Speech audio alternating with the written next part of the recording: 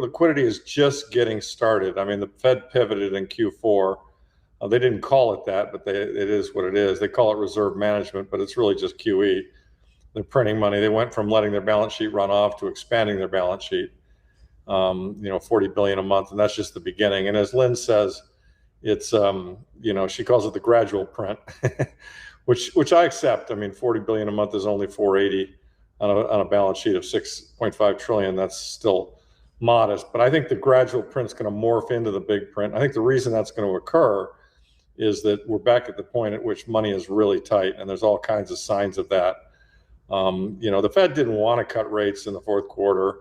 The Fed didn't want to do what it did. They've tried to rebrand it.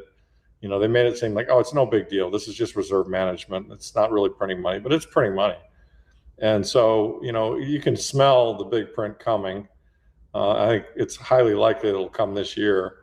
And I think when it comes, Bitcoin's going to scream. I mean, we're going to double or triple probably very quickly. So it's just the nature of the beast. I mean, it's interesting to me psychologically that everyone in Bitcoin land now feels the way that the gold people felt in 2023 when gold was flat on its ass after, Bitcoin was too, but after Powell did his whole tightening act, it really hammered gold, and more importantly, it hammered the gold miners.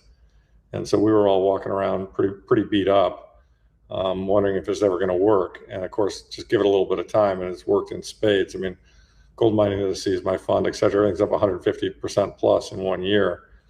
And so I think that's really what Bitcoiners have to look forward to. And, everybody's kind of getting tested. Do you truly have a long time preference or not? I mean, I get it if you bought it a year ago or 2 years ago or whatever, or, even if you bought it at the top at 124, you're down to 90. That's uncomfortable. But those of us who've been around it for a long, long time know that, it can lose 70% of its value and it'll come back. So it's going to come back, and I expect it'll come back with a vengeance this year.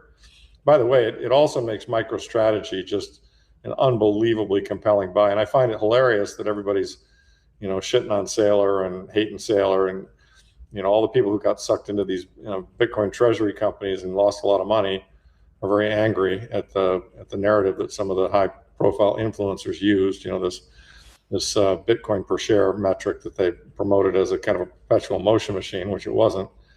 And so there's a lot of bitterness, and we just got to wring out all the weak hands, and then we'll go up to a new level. And I think that new level will be somewhere between 180 and 300, something like that. And I think that'll probably be achieved, this year, early next year. I mean, but to be fair, I was wrong about this year. I thought gold this year would go to 4,000 or 5,000, so that we got that right.